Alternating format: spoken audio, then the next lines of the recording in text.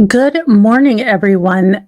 Welcome, Christine and Wolfram. Thank you for doing mod stuff. Eris, thank you for all the mod stuff you've done. Reindeer, good to see you. I hope you're having a wonderful day. Mag in Florida. And let's see, Monty G. I will try to keep my newsy news tame. I do try to keep newsy news in the morning tame. I am so hoping, fingers crossed, that this weekend I can get some curtain rods hung, some backdrops gotten, and we will start doing newsy news at noon. The newsy news nooner. It's going to come back. Let's see. We've got Mag in Florida. Welcome. Wolfram. Uh, Phoenix. Let's see, Ghostery, welcome. M. Young, welcome. Melanie Dawson, Debbie W., and Linda Evers and Snivels. So we have a sort of sad story to start off today, but sad that this is the eventual end. But for the family, hopefully this can start their next stage of grieving, which sucks all of the donkey phallus. Killer, quote unquote, squatter leads cops to skeletal remains of farm boy Dylan Rounds, who vanished after a phone call with grandma in 2022. Good morning, Jamie J. Presumed skeletal remains of a 19-year-old farmer who vanished over Memorial Day weekend in 2022 were recovered in a remote area in Utah on Tuesday. Dylan Rounds was allegedly unalived by his neighbor, James Brenner, 60, who had been squatting in a trailer on land next to the teen's property in a small desert community near the Utah-Nevada border. On April 9th, 2024, skeletal remains presumed to be belonging to Dylan Rounds were recovered in a remote western Box Elder County of Lucin, the Box Elder County. Box Elder, good lord. I mean, look at it. When the acronym is almost as long as your title of this thing, you need to work on shortening that, sweethearts. The Box Elder County Sheriff's Office, or BECOSO, said in a statement, Brenner had led investigators to Round's burial site as part of a plea deal, according to East Ohio News. I will tell you guys, I don't generally promote other, news people, but for real, actual news with all shenanigans going on in Ohio, or not, in Idaho, East Ohio News or East Idaho News. Do not have dyslexia. You will mix up Idaho and Ohio like no one's business. But he has really there's a particular reporter, and I wish I remembered his name, but he covered the Lori Vallow, all of these things, and he's done such a wonderful job, the Ruby Frankie. So I will say I will give a shout out to that particular lawyer who, for the love of goodness, I can't remember his name. Good morning, JKD Buck and Flash Fan, Aussie Tank. Glad to have you with us. We thank everyone for their support and love, Round's mother, Candace Cooley, told the outlet. We are grateful now we have Dylan's body and can bring him home as we continue to fight for justice. The suspected murderer has been in jail since June 2022. He was arrested for firearms violation and was charged with Round's death last year. Brenner was slapped with aggravated murder and abuse or desecration of a human body, both felonies, in March 2023, the BESO announced. Brenner and other area resident were considered family friends of Rounds. They were squatting on land approximately 5 miles from the teen's farms, according to court documents obtained by Fox News. Rounds was heard last from on May 30th when he was talking to his grandmother over the phone, telling her he was putting the grain truck into the shelter, the outlet said. The shelter was on a section of land owned by Box Elder Land and Livestock and was adjacent to the property Brenner was squatting on. Brenner's arrest on March 3rd, 2023 came after the sheriff's office called a difficult and extensive 9-month came after what the sheriff's office called a difficult and extensive 9-month investigation. The missing grain truck and a pair of bloody boots were found during the initial search for the missing teen, and DNA analysis matched rounds to the shoes, according to KSL.com. During the investigation, county officials and the FBI recovered several guns from Brenner's property, which he was in illegal possession of because of his criminal history. Let's see. It was also discovered that Brenner had asked a second resident to hold weapons for him due to his own personal safety, and the last time he had trouble with law, they took everything from him, and he did not want things to be taken from him again. You know how you don't get the law on your behind? You don't unalive your neighbor. I mean, I hate to be the voice of reason as I am a majestic, oh good lord, what did I do? Oh, no, not that. Stop it. This is what happens when you try to push a button and you don't know what you're doing. Welcome to my tech skills. Squid pro quo, safe driving. I'm glad you're listening, but be safe out there. People are crazy. But yeah, you know how you keep the government and generally the cops from being on your case is you don't unalive your neighbor while squatting illegally on land you're not supposed to be at. If you are doing shady things, don't compound that by, taking out a kid who obviously had his life together. At 19, he was farming or helping out with the family farm. From what I can gather, I have not been up on this case, you guys.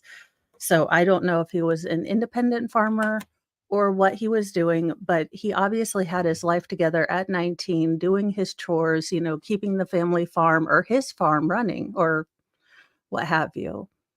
A muzzle loader, several boxes of lead ball ammunition of various sizes, ignition caps, 4 pounds of Hornady black powder, speed loads, and a 22 caliber Winchester Model 69 rifle were confiscated from Brenner.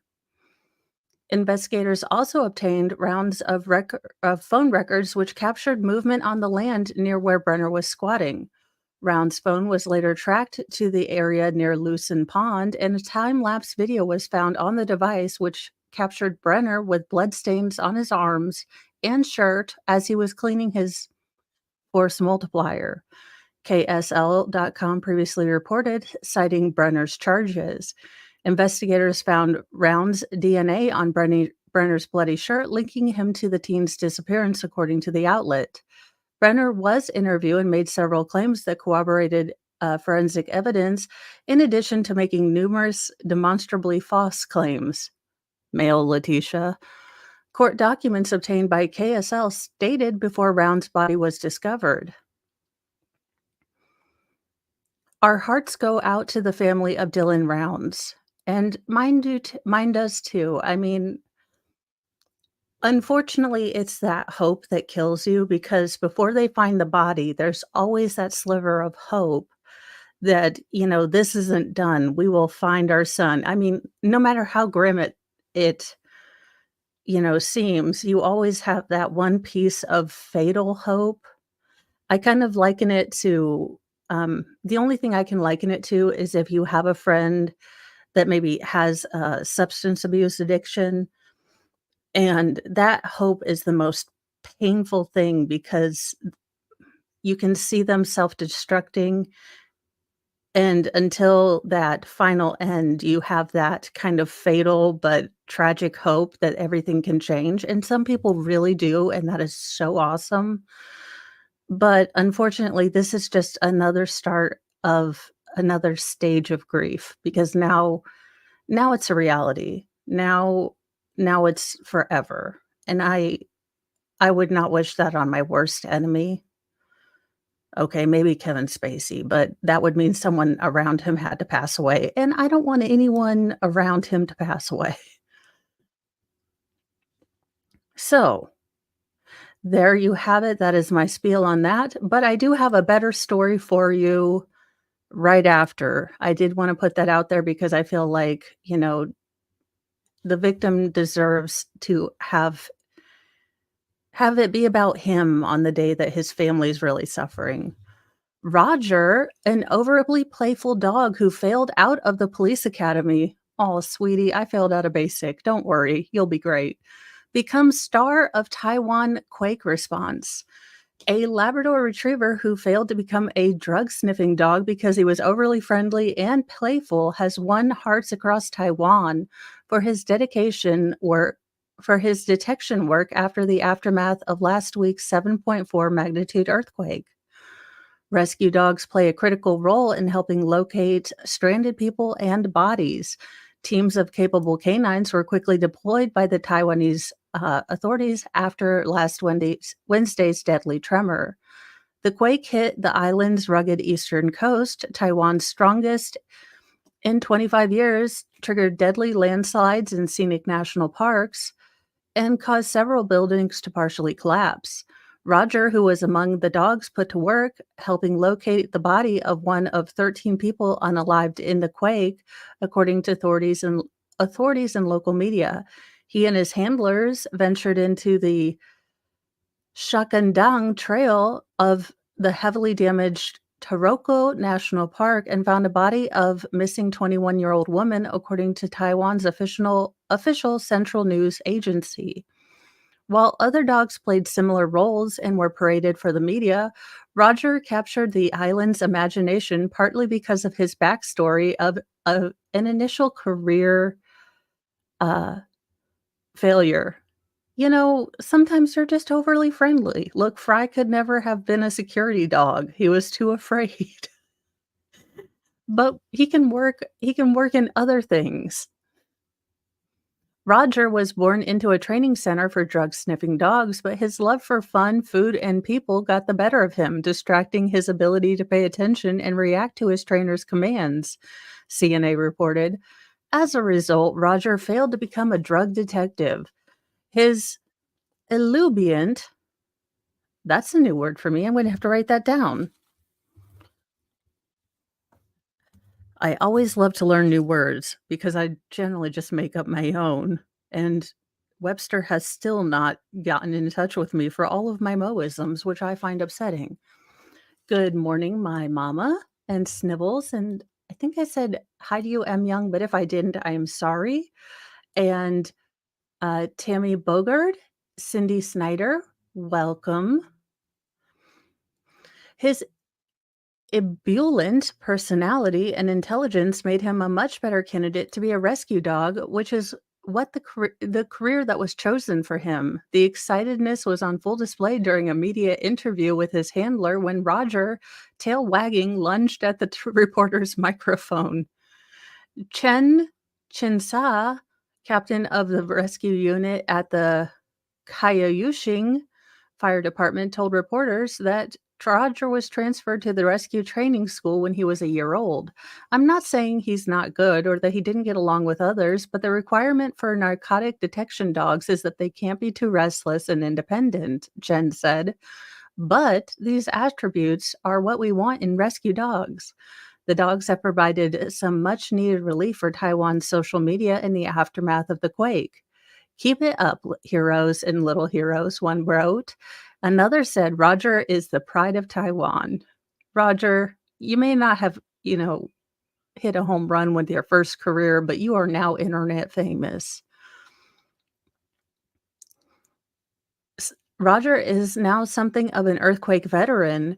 CNA said he'd taken part in seven operations during his career, including a debut mission in the aftermath of a deadly 6.4 magnitude earthquake that hit the same region in 2018.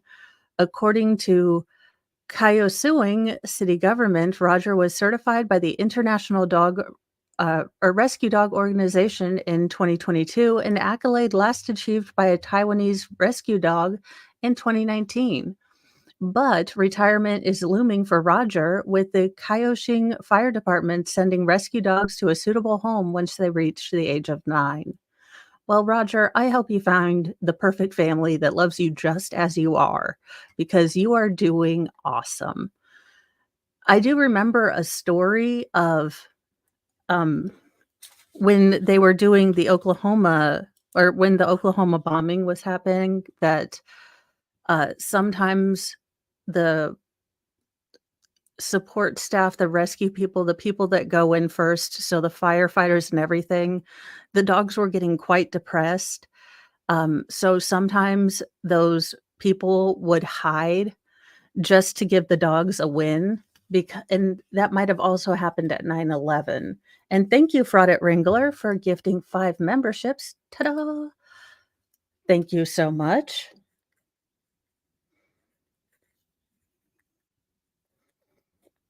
And those went to doo-doo-doo, Southern Red Sox girl. Congrats. Uh, Flash Fan 85, Debbie Morin, Linda Evers, and Jung Forever. So thank you so much, Fraudit Redder. And if you guys did receive those memberships, please thank him. And holy fazolies, thanks for supporting me, guys. It is awesome. I love being able to find all my crazy news, and I never have to terrorize Mr. Mo with it anymore, which he's extremely impressed and happy for all of you. Good morning, Palmer's Archer Homestead. Let's see. What is our next thing? Florida woman. I think this is more Florida Gator, but it's Florida. Whoa, man. Finds a nearly 8-foot alligator inside her home. Oh no, we treat that with holy fire, holy water, and some, lighter fluid. Allegedly, that's how I would play that one. I don't deal with giant amphibians coming into my home. Thank you, Pamela Palmer's Archer Homestead, for becoming a member. And I am getting back on my tag game. I will I will be honest with you guys. I have dealt with things a lot in my life by being busy, but this fry thing has not been as easy to deal with by being busy as I thought it was going to be. But if you missed it last night, let me switch to me for just a minute. I did find this, and I think what I'm going to do when I set up my tag and shadow box for the extra tags, Mr. Friberto is going to have his own big tag. So I finally figured out a way to give Friberto his spot of fame, and it matches the murder board. So thanks for sticking with me as I've been a little I am a majestic flying squirrel, but I have been a little more flittery than normal. A Florida woman had to call 911 to get help ejecting an unwanted house guest, a nearly 8-foot-long alligator. No, this is a force multiplier issue. I hope you have an over/under, stay strapped or get clapped. I mean, I would have alligator boots. I'm just throwing that out there. There would be no calling of 911. And I know they're swamp puppies, but not in my house. Like, you can live in your outside. I'm not giving it a hug. I am not a dingus. You know, I may be blonde under here, but I'm not that first chick to run by herself in the hallway in a Resident Evil movie. Imma be the last one looking around like, "Okay, y'all go through the whole thing. I'll sit here where it's safe." I'm not even entering player 1 mode. I am staying on home base. Mary Hollenbeck said she was at her home in Venice Grand Palm community when she heard a banging at her front screen door.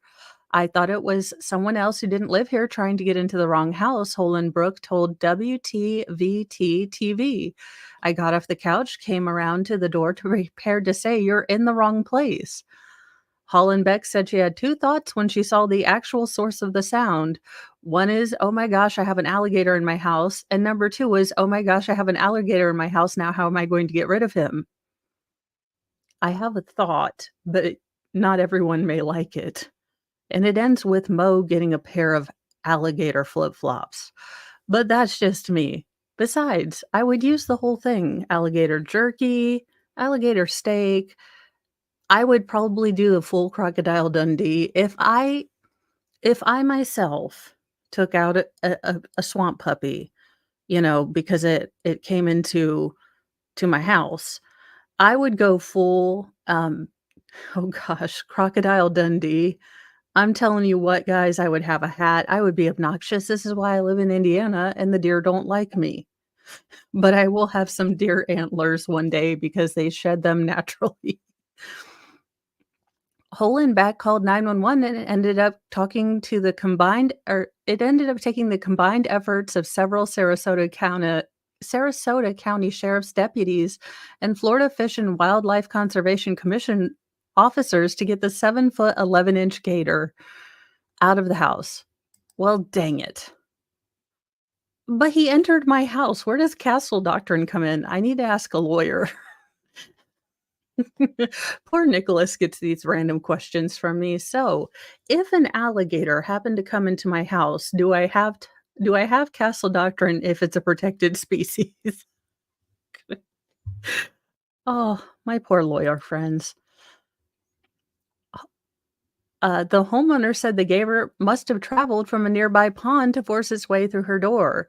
He had to go through 2 yards across the street and come to my house, but no one saw him. It's very surprising.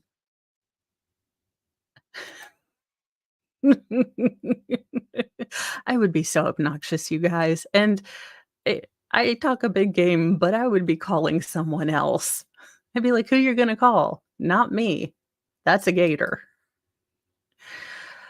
Right. Read like a Chinese menu. Lawyers for the oldest federal judge rails against the quote haphazard allegations about her declining mental health. Ma'am, you are 96, retired. You did a wonderful job.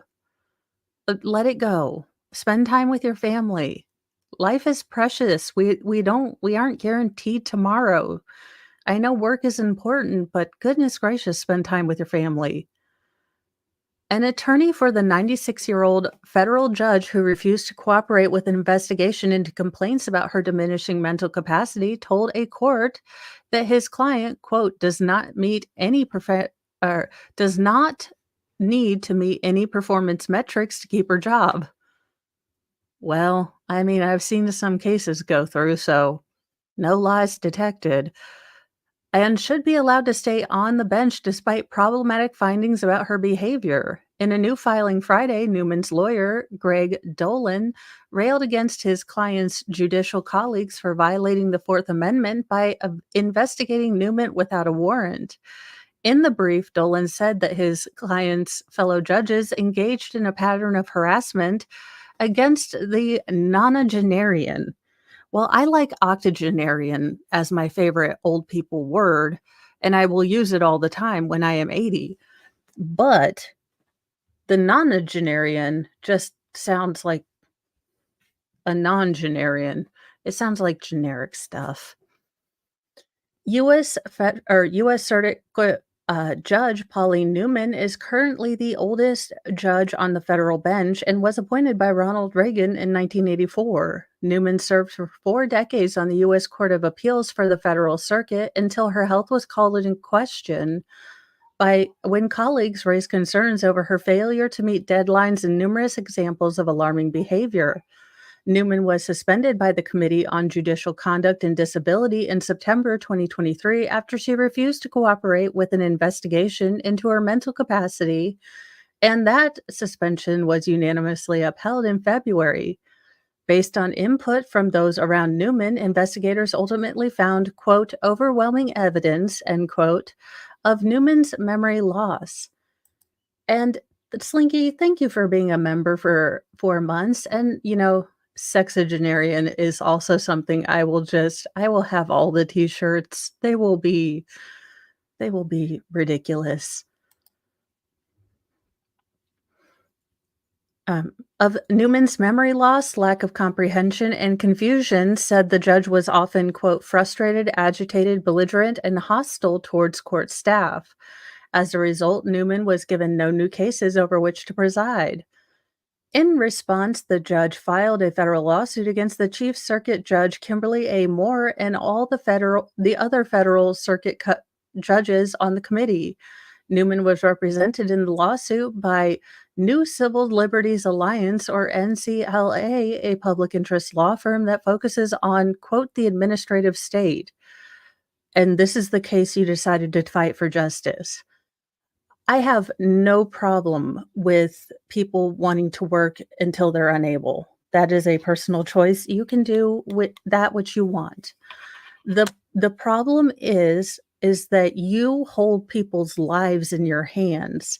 If you were if this, 96-year-old woman was a Walmart greeter or something like that, then there would be no reason if she got maybe a little distracted, if she showed signs of degradation of her mental state, that's not an issue. This is the problem. The problem is that you have a very important job. You hold people's lives, you hold their futures in your hand, and if you have been mean to your staff and missed deadlines, then you are costing them, their future, their freedom, and keeping them in limbo. It's it you have to there are certain levels of competency for different jobs. Let's see here.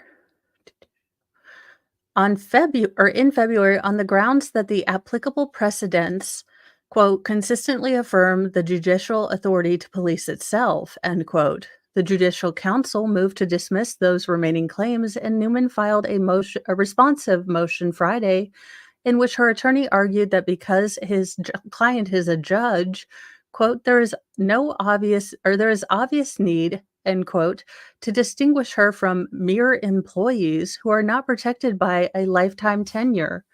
Further, he said medical or neurological testing is not a routine feature of serving as a judge. Again, explains a lot.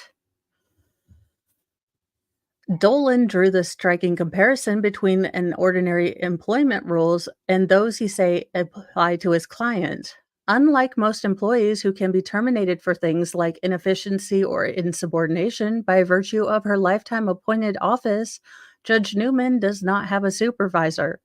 Wait a minute, how do I get a lifetime appointment again? And does not need to meet any performance metrics to keep her job. Congress alone has the power to remove her. Quote, they are removable only by the Senate, not by a supervisor who might search their offices or subject them to medical testing, not by their circuit's judicial council, Dolan argued of the judges, adding that those limits are true even if a judge violates the law or cannot carry out judicial functions.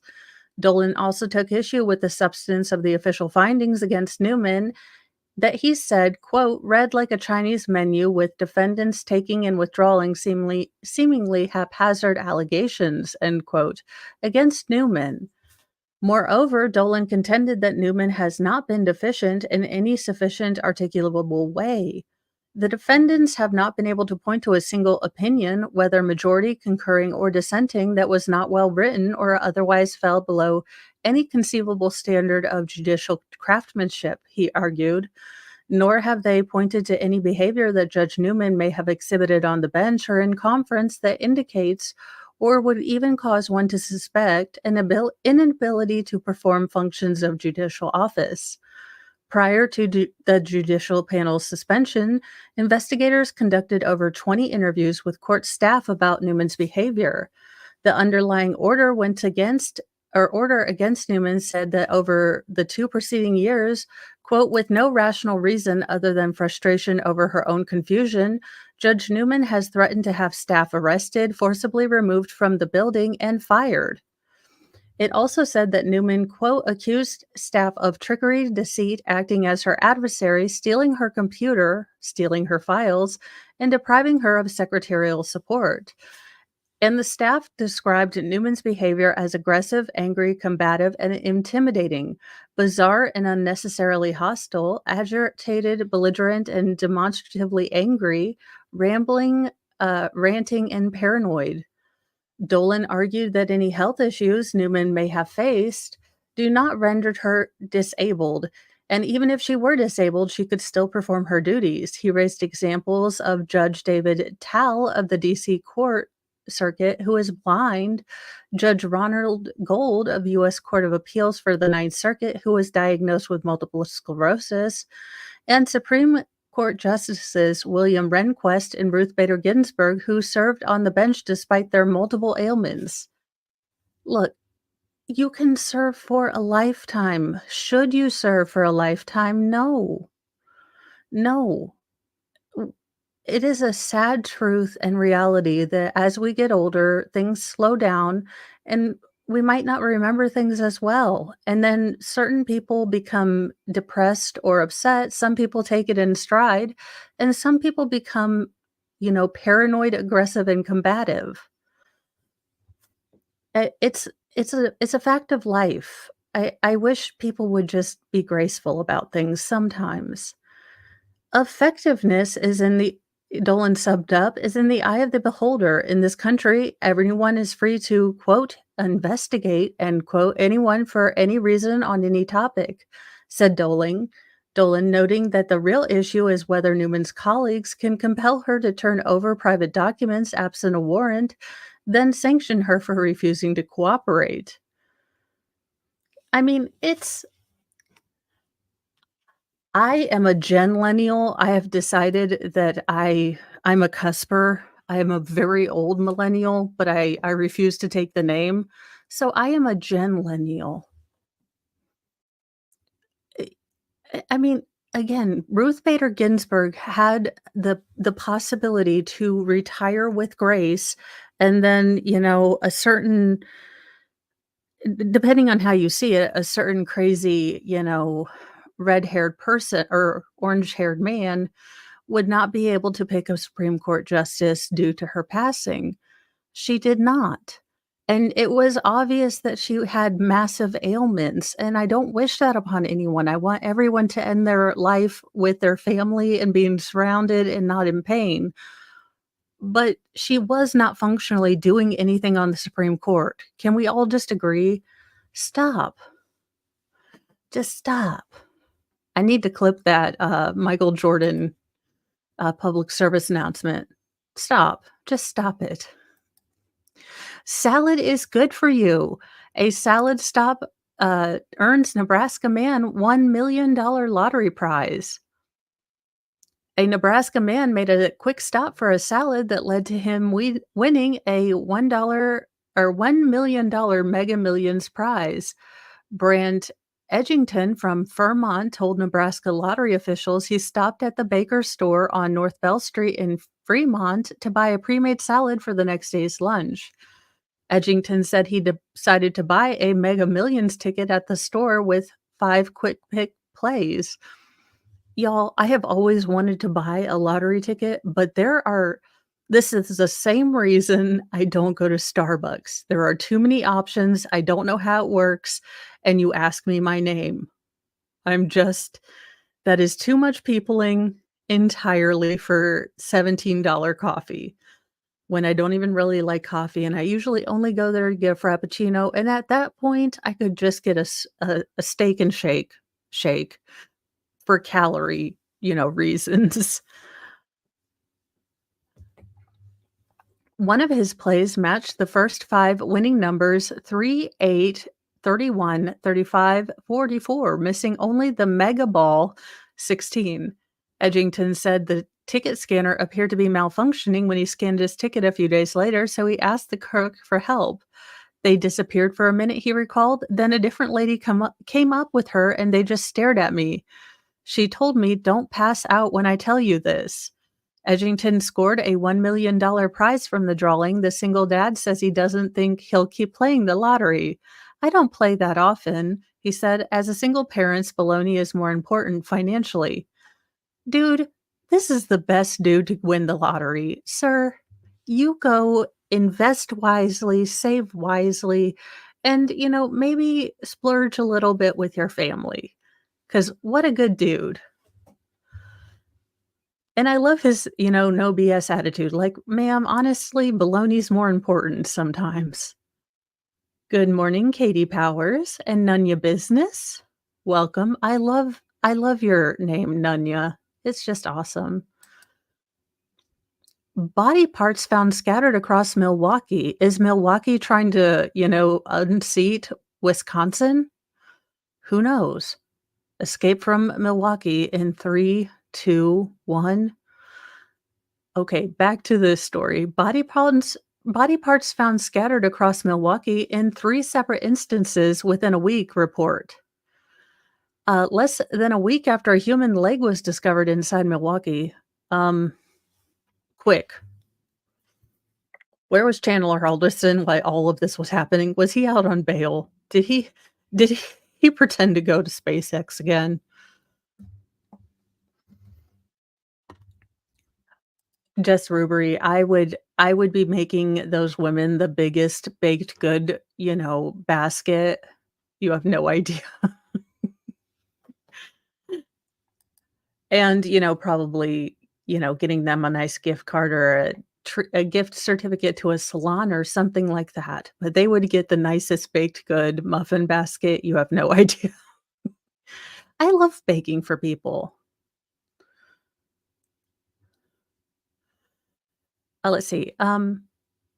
Less than a week after a human leg was discovered inside a Milwaukee area park, more human remains were found across the area in the neighborhood on Friday and again on Saturday, Fox 6 reported. The Milwaukee County Sheriff's Office confirmed to the outlet that human body parts were found in an area neighborhood around 10 p.m. on Friday. On Saturday, police were called out again, this time a few blocks away, around 6:15 on reports that more human remains had been found. The area was secured, roped off with crime scene tape as the medical examiners arrived, Fox 6 reported. It's just shocking. What's really going on over there? This neighborhood is supposed to be peaceful, Priscilla Bryant, a resident in the neighborhood, told Fox 6. Relatives of a missing woman told Fox 6 they found her blanket, which reportedly had a picture of her face on it, in a wooded area near the park on Saturday. I have a question. You have a blanket with your own face on it? I mean, personally, if I lose some of my fluff, I may get a little bit more egotistical, but I don't think I'd ever, airbrush my face on a blanket and sleep under it so I could be protected by the spirit of me. But I don't know. Hey, whatever works for you. If it was a comfy blanket, have at it, ma'am. Was found in a wooded area on a park on Saturday. That woman, 19-year-old Sadie Robinson, oh, or Sade, maybe Sade? Sade. Uh, I'm going to go with Sade Robinson was last seen on April 1. The family also said to Fox 6 that Robinson's car was found torched in the same neighborhood on Tuesday night. The weekend incidents are now the third occasion that authorities have been investigating after a human leg was found on Tuesday at Warnemont Park in this city. How in the hell do you say that city? Kadahi? No idea. Officials said the leg was discovered on Tuesday, April the 2nd, just before 5:30 p.m. in or near the water along Lake Michigan's east of the golf course by the pump house. Welcome, traveling fools. James Burnett, acting chief of staff of the Milwaukee County Sheriff's Office, told Fox News Digital previously that authorities are investigating the severed leg as a homicide. Well, I would hope that you're investigating it as such. If you get your leg detached because it houses your femoral artery and, possibly each femur holds up to a liter to 2 liters of your blood, yeah, you're not gonna survive a leg amputation unless you're in a surgical setting. But here's your sign. Burnett said that there is very limited information at this point to share as to not disrupt the investigation, but he could confirm that the leg was human. Well, I'm glad it wasn't an ostrich leg. Deputies have not disclosed the process of how they will identify who the leg belongs to or where it came from. It's unclear if any of the 3 circumstances of the body parts being found are connected. Well, I would hope they're connected because if not, someone is just scattering Chandler Halderson style body parts just everywhere, and that's kinda scary AF. So perhaps let's hope that it's not that. I mean, I'm throwing it out there. In, what in the actual screwed up use of religion to justify things that should never be justified, quote, "never meant to be a mother," end quote. Woman who unalived three-year-old in exorcism claimed to speak to God, prosecutors say. Mental health is a really important thing, but there are people who and that's why I quote myself as the world's worst Christian, because honest to goodness, you guys, your personal walk with your faith or not with your faith is personal in my belief, and me telling you what to do is ridiculous because it's your own personal walk of faith. People that attempt to say there is only one way or my way is right and are very aggressive turn me off and make me want to curl up in a ball or go full, mega Pikachu on them. A California judge will decide on May 10th whether there's enough evidence to try a woman, her brother, and their pastor father for allegedly unaliving three-year-old daughter in a so-called exorcism in which they forcibly held her and repeatedly tried to make her vomit. You are all the disgusting trash water at the bottom of a dumpster, covering yourself in Jesus juice, so you can say that this was all, completely normal, but it's not.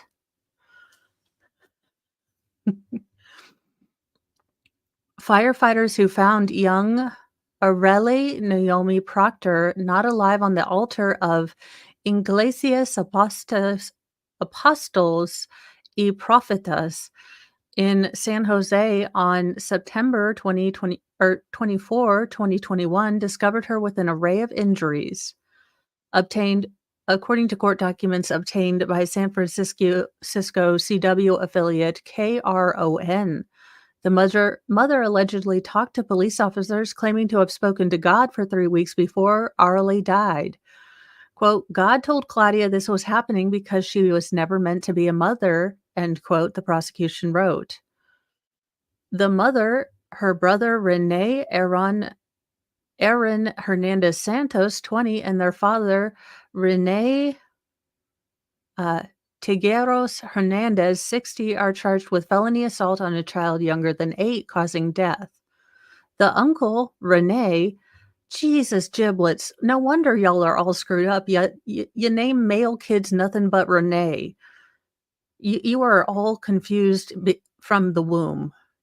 Just ridiculous. You didn't even do it in a way that it could be junior, senior, the third. No, you gave them all different middle names just to confuse everyone. Ate up. The uncle Rene, another Rene, allegedly acknowledged the event that unalived Arlie. Quote, "He said it was possible that the way he was holding her caused Arlie to pass away," documents stated. He said there were times when God would tell him to squeeze her harder. God would never tell you that. You're a dingus. If you're hearing voices, please go to a mental health professional. I mean, unless you see like a burning bush. I'm just saying if you see a burning bush and, a a ball of eyeballs and flaming wings, you might be having a true spiritual, you know, thing.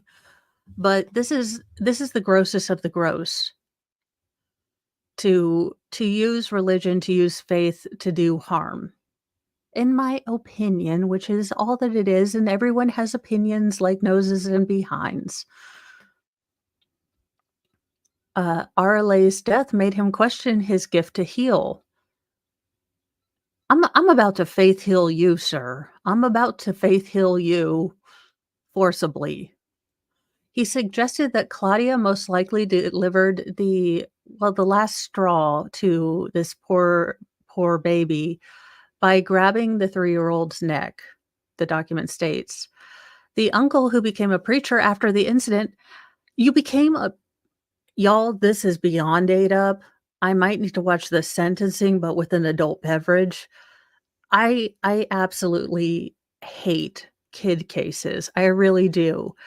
But this little girl has no one else to talk to her for her because apparently her family are all delusional and didn't see the lovely, lovely gift that God bestowed on them.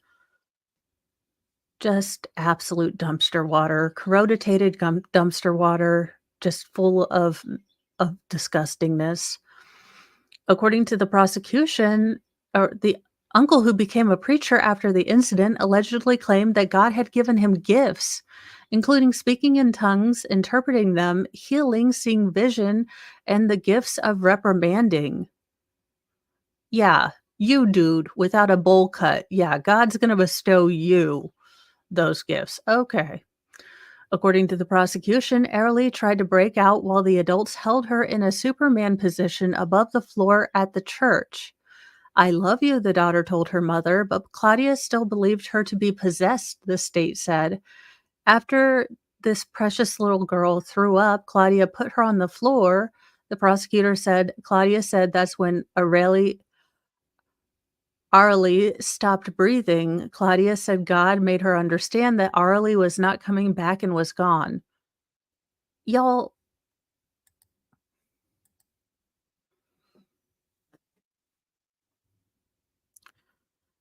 one-way ticket to Snake Island covered in snakes and possibly after they've already gone to Scorpion Island.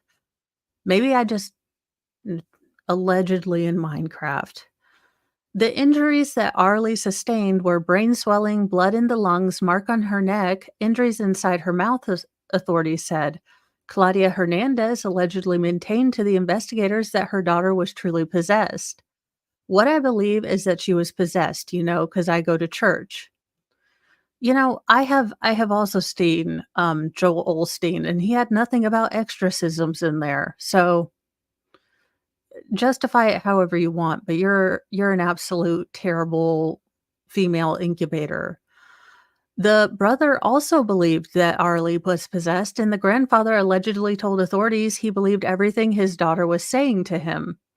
Well, so you're all morons, and I dislike you greatly. But if they do have a sentencing for this, I will probably cover it simply because this child was surrounded by people who did her harm in the name of doing good, and she needs a voice. I have all questions. I will try to dig into this case. Let me write her name down because as I said, I'm a majestic flying squirrel that forgets everything. But ma'am, you are going on my Mothers of Shame, stream series because this is a no-go for me.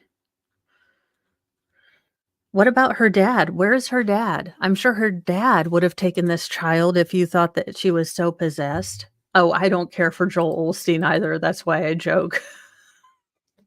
I'm like, "So you go to church." Well, so do a lot of people that do bad things. It's all about your personal journey and commitment to being a good person, not whether you go to church or not. Our final story, or maybe because 'cause I've got a couple, but this is a happier story, and I've noticed I've been picking a lot of doggo stories. I'm sure my therapist will tell me that's because I'm dealing with my discomfort or something, I don't know. I don't tend to look for deeper motives in what I pick. A California dog missing since the summer is found in Michigan.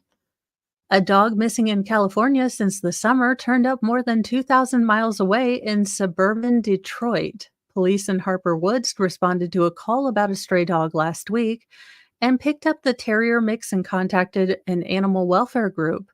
The Grosse Pointe Animal Adoption Society said it was quickly discovered that the dog, named Mishka, had an identity chip implanted with her information about her owners. Oh gosh. Mehrad Human and his I am Mehrad Human. I am a human. Oh my god, if I got the last name Human, you have no idea how obnoxious I would be. Every single thing that people ask me about demographics, I'd just be human. Okay, I'm a terrible person. On with the story. Mefrad Human and his family live in San Diego, but were planning to travel to Minnesota when the call came. He landed there, then drove 12 or 10 hours to Michigan for a reunion with Mishka, the adoption group said on a Facebook post with pictures and videos. This is a tale that Hollywood would love to tell you, the group said. Mishka had wandered away from the Human's workplace and auto garage in July and never returned. Her collar had the family's number on it. We think it was stolen, then it was sold and ended up in Michigan, said Corinne Martin, director of the Animal Welfare Group. Human's wife, Elizabeth, said it has been an incredible journey. We never gave up, she said Thursday. I put up over 1,000 flyers and had a flyer on my back windshield. I wore her leash whenever I could look for her. Now I just want to find out how she got to Michigan. Yeah, seriously. Veterinarian Nancy Pillsbury examined 3-year-old Mishka, gave her a rabies shot, and cleared her to travel home to California. She was clean, well fed, and whoever had her took care of her, Pillsbury told the Associated Press. How she got here, that's a story only Mishka knows. I love these kind of stories. I love it when, you know, people are able to be reunited with pets they thought they'd lost. And look how happy that little girl is. She is, oh, look how happy Doggo is. I know you guys can't hear it, but happy Doggo. Look at that cutie. Okay. I want to see them meeting the doggo. Here we go. Oh, look how excited he is. She is. Oh, give give Puppers all the treats and all the cuddles. He needs all the I keep I keep mixing this dog up with the well the drug sniffing failure dog. But I think I'll wrap it up this way. Life doesn't always work out the way you planned. I thought for someone who hates people, I thought I was going to be an author in New York City exposing something or other, but I'm a grammar and spelling outlaw, and I tend to do run-on sentences to the point that English teachers have been known to want to run away and join the circus. So, then I thought I was going to be a mom, and I was happy for that with that for 12 years, and then something else came along, and I'm not able to be the mom that I used to be. But we can all be like Roger. We can all, take these setbacks in our lives, these things, these unexpected things, we can grieve them and then we can totally, pick something else. I 12 years ago would never have thought of doing a YouTube channel or anything else.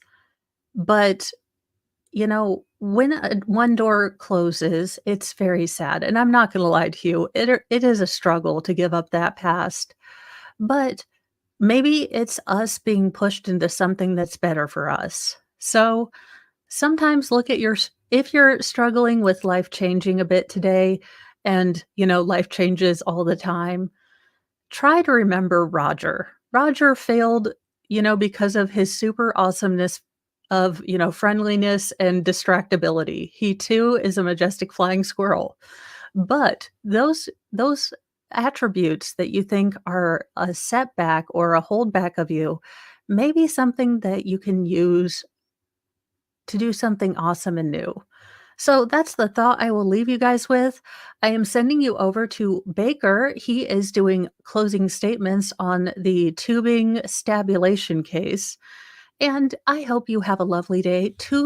Please remember that tonight is date night with Mr. Mo, and he is probably going to be gone this weekend again. So I am definitely keeping date night. I may show up on Shizzy's stream a little bit later, but have a wonderful day. I will be working on more shorts from Legal Shenanigans Theater and several other things that I've been trying to do that I have been, well, let's just say behind the scenes. Fry's passing has been a little harder than I thought it was going to be. So I am back on my stride a little bit, still a majestic flying squirrel flitting from thing to thing, but I will actually be, accomplishing things possibly. So, have a lovely day. Say something kind to yourself. It is so easy when things change to get really negative or down about yourself, and that loud negative voice can be such a thunder cow. Be kind to yourself. Say one nice thing to yourself once a day, and, try to give people compliments when you're out. It's lovely to see their faces light up, and it's a way for us introverts to try to people better without having to people. So, those are my advice tips. Take them or leave them. I am a hot mess express most of the time. So, take it with a grain of salt and have a lovely day. Bye, guys.